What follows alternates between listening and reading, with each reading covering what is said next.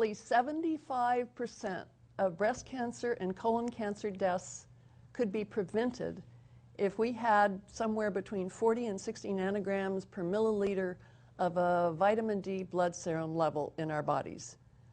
I'm Carol Baggerly with Grassroots Health, and today we are interviewing Dr. Cedric Garland from the University of California, San Diego School of Medicine about a phenomenal new paper that he has just published with that information in it. Dr. Garland, I am so glad to have you here. Yeah, it's a pleasure to be here, Carol. All right. I want to know, I can tell for myself why this is an exciting revelation, but please tell me from your standpoint as a scientist, why is this exciting news to you? There's a couple aspects of it. One is that this computer modeling that we did shows that we could eliminate about 50,000 cases a year of breast cancer in the United States and Canada, and the same for cancer of the colon. And we're pretty excited about that because these are hard diseases to prevent. We estimate we could prevent 75% of deaths in cancer patients. We think we could reduce the mortality precipitously. And also, this is the first time where we've been able to present a new model for the cause of cancer. It's called the dynamite model. It starts with a capital D, which refers to decoupling of cells. It could equally refer to vitamin D because vitamin D prevents this process. But it's the very first step in several steps that leads to cancer. And it's a far earlier step than the later ones where we normally try to screen early. If you think of the letter dynamite as being a D for decoupling, I for initiation, N for natural selection, O for overgrowth, that's the point where we normally begin screening. But now we have a method of screening beginning with a D, far before the cancer even has an opportunity to undergo any further growth. It's a more rational approach to screening.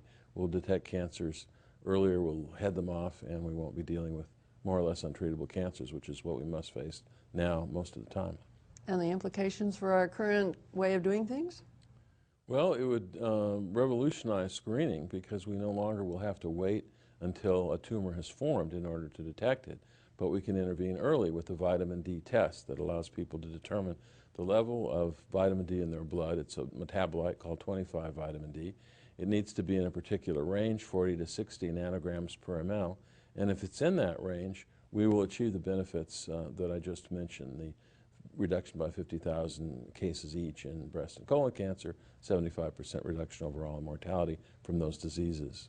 I'm assuming that if one can prevent deaths, one could possibly prevent the occurrence to start with? Well, that's what the 50,000 of each disease is. We're actually preventing the occurrence in most people, but in a few, the percentage that develops it, we have a means of keeping them from dying and keeping the cancer from coming back after the definitive treatment has been performed. That's fantastic. And where is this paper published? It's in Annals of Epidemiology. Mm-hmm.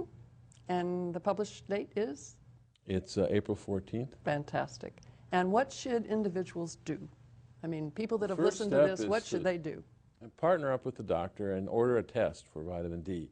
Oh, if you're not able to partner up with your doctor on it, order the test anyway. The important thing is to get a test done to determine what the level of vitamin D is in the blood and seek counsel about what the appropriate level is.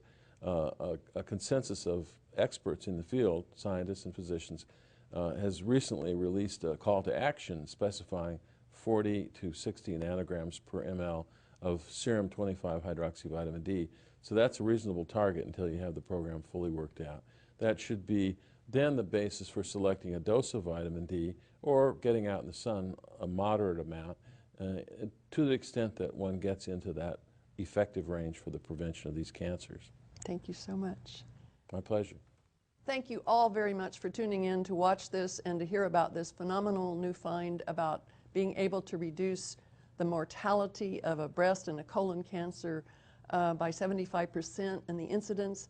This paper is published today, the 14th, and it will be available and the information about it on UCSD's website. And we wish you all a very happy, D-healthy life.